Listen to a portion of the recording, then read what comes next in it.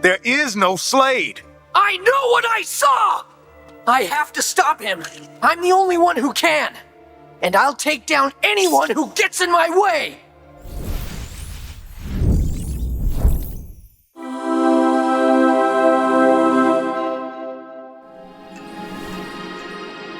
And you're locked into another episode of the Anilujah podcast.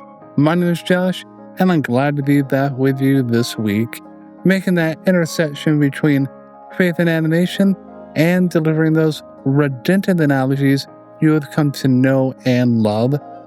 And if you recall, a while back, I did an episode about the TV series Teen Titans, more specifically about the episode where Raven has to battle her inner selves and or her inner demons.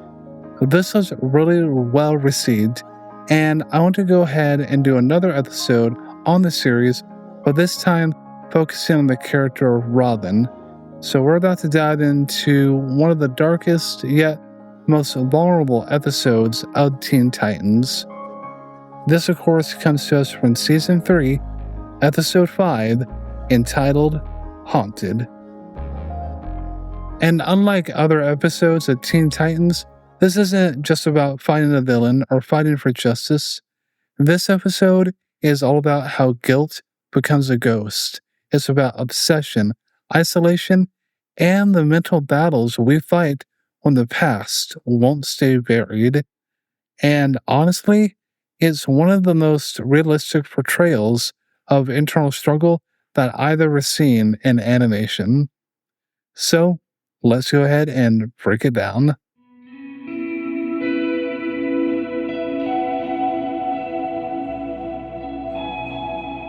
So here's the episode at a glance.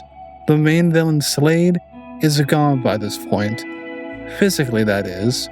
However, Robin thinks that he sees Slade, his arch nemesis, back from the dead, and from the get-go, Robin is fully locked in. He is convinced that Slade has returned, and no one, not even the other Titans, not Beast Boy, not Cyborg, Starfire, not Raven, can talk him out of this obsession. But there is a problem, of course. Slade doesn't leave footprints. Slade doesn't show up on security cameras, and we begin to slowly realize, and painfully realize, that Slade isn't real. He's not there. Robin's not fighting a person in this episode. He's fighting his own mind, his own guilt. And y'all, it is visceral. He's getting physically injured, bruised, and bleeding from fighting someone who doesn't exist. Because that's what guilt does. It can make you physically ill. It can just bring such a physical burden on you. And there's something poetic about how this episode plays out like a mystery. We as the viewers, as to some extent, we want to believe Robin, and we want to believe that Slade is real, because if he isn't, the alternative is a little bit scarier, and that's that Robin is unraveling, that he's fighting his own shadow. And we see this when he's literally punching air, collapsing on the floor, whispering Slade's name like he's a demon. And that's when the truth really hits. This episode is less about fighting for justice, as I mentioned, and it's more about spiritual warfare. There's a quote from this episode that is pretty chilling. It's when Slade says to Robin, "I am the thing that keeps you up at night, the evil that haunts every dark corner of your mind." And that's just not psychological. For us as believers, that's deeply spiritual. In 2 Timothy 1:7, Paul tells us that God has not given us a spirit of fear, but of power, love, and a sound mind. But what happens when we give fear space in our minds? We start to craft false narratives, false versions of our own selves, enemies that aren't real, they don't exist. that's what Robin's dealing with in this episode. It's not just a hallucination, it's a manifestation of his internal guilt. It's his failures from the past taking on the form that looks familiar, in this case, the villain of Slade. But Robin is driven by the need to prove that he's still strong, that he didn't fail in catching Slade, that he's still in control. But what if this need is exactly what is breaking him? Some of us live like that too, haunted by something that we thought that we defeated, fighting to prove that we're strong, that we're still okay. But deep down, we're shadowboxing with these memories, the shame, and moments that still hurt.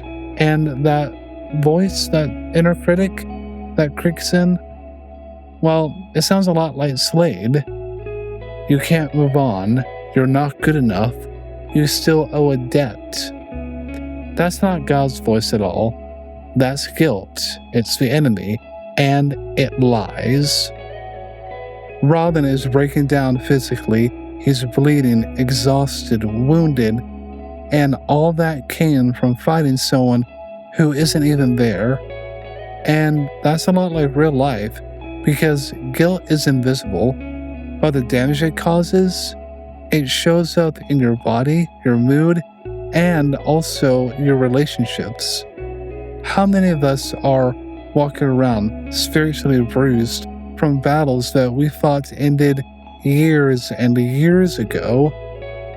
The pain is real, but the enemy, that guilt that keeps haunting you, it's a shadow. Psalm 32:5 says, I acknowledge my sin to you. It did not cover up my iniquity, and you forgave the guilt of my sin. Now, focus on that. God just didn't forgive the sin, He also forgave the guilt of that sin, that part that we still hold on to, that voice we still listen to, that secret we keep rehearsing over and over again. And God says, I have already dealt with that, all of it. You don't need to keep punishing yourself. You don't need to keep reliving this either. And that is true freedom. Freedom isn't found in self-punishment. It's found in release. Another major theme in this episode is isolation. Robin shuts out his friends, Cyborg, Raven, Beast Boy, and of course Starfire. Even though Starfire tries to help him, she tries to approach him with care and concern, but every time she does that, he distances himself. He's doubling down on this obsession of fighting and capturing Slade. As I mentioned earlier, guilt just doesn't hurt us, it lies to us. It says that people won't understand if we tell them what we're going through, or we'll look weak, or that we have to handle this or deal with it all on our own. And if you've ever been told that by the enemy, or the enemy that has ever said that to you, that is not biblical. That is not truth. It's a trap. Galatians 6:2 tells us to carry each other's burdens, and in this way we will fulfill the law of Christ. When Robin finally lets his friends in, even just a little, something changes. They stand with him. And I believe one of them says something to the effect of, I don't care if Slade is real or not. I will not let you face him alone. And that's what true friendship, that is what love looks like. It doesn't need all the facts. It just stays. And just like that, that is what God does for us. Even when we're spiraling, even when we're in denial, He doesn't leave. He stands in the fire with us. Robin's obsession with Slade is really about control. He needs to believe there's something external to fight. But if Slade is gone, then all he's left with is himself. That's uncomfortable. It's easier to fight a ghost than face your own brokenness. It's easier to focus on fixing than to admit you're wounded. But the truth is, healing doesn't come through hyper-control. It comes through surrender, just like I had mentioned that it comes through release. You need to let go of it. And when Robin finally collapses, after all the anguish and all the fighting, when his body literally gives out, the hallucinations end, not because he found closure, not because he won, but because he just took the time to stop. Sometimes the most spiritual thing you can do is stop striving, stop performing, stop trying to outrun the voice in your head. God doesn't need you to keep swinging. He needs you to fall into grace. I told you this episode is one of the rawest depictions of spiritual warfare that I've seen personally. To reiterate, Robin isn't battling a supervillain. He's battling shame. He's living haunted. Even though the war is over, the fight has already been fought. And we do this too. We live like our salvation wasn't enough for Jesus to forgive us, to love us, like our past still defines us, that we need to carry the weight of what Jesus already carried to the cross. Romans 5:8 reminds us that while we were still sinners, Christ died for us. On Calvary, every sin was nailed to that cross, and he bared the weight of it all. And the grace and forgiveness that's offered with that is not delayed, it's immediate. And when Robin finally accepts that Slade is gone, there's peace. It's not loud, it's not dramatic, it's not like, oh, there's all this peace. It's quiet, and he rests in that peace. And maybe that's where God meets us too. It's the silence after the storm, the quiet peace. The Teen Titans episode entitled Haunted starts out with fear, but it's not about fear at all. It's about recovery, it's about healing, and it's about learning to stop fighting the shadows and the past and start walking in the light. And if you've been haunted by guilt, let this be a reminder to you. You don't have to fix it all. You don't have to carry it alone. And you certainly don't have to fight a ghost to be free. You are free because Christ said so. Well, that'll do it for this episode.